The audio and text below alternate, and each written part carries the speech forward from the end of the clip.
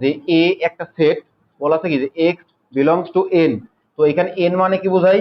এনটা হচ্ছে আমাদের natural number বা স্বাভাবিক সংখ্যা।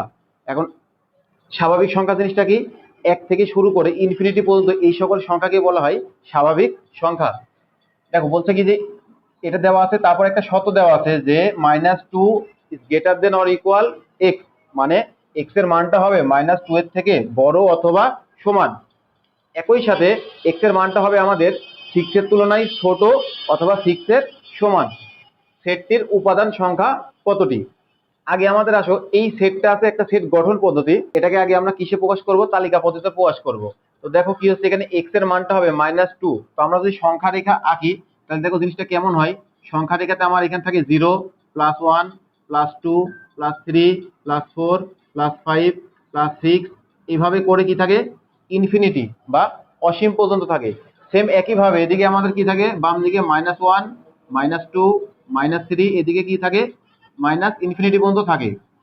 এখন তোমাকে দেখো বলছে কি যে এক্স এর মানটা হবে এইটা, দেখো হা করা আছে ইজ গ্রেটার দেন স্মলার দেন, অনেকেই বুঝে না, তাহলে তোমরা বুঝবে কিভাবে? যেদিকে হা করা থাকবে সেটা হচ্ছে বড়।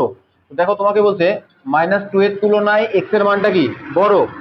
তাহলে এই যে আমরা জানি কি যত এদিকে যাই তত মানগুলা কি হয়? বড় হয়, মানে এই সংখ্যাটিকার বাম থেকে ডান দিকে গেলে সংখ্যাগুলো কি হবে? বড় হবে।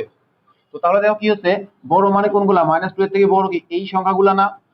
এখন তাহলে দেখো কি হচ্ছে যে এক্স এর মান -2 এর তুলনায় বড়, এই যে -2 তার থেকে বড় কে? -1 0 1 2 3 এগুলো বড়, এটা একটা।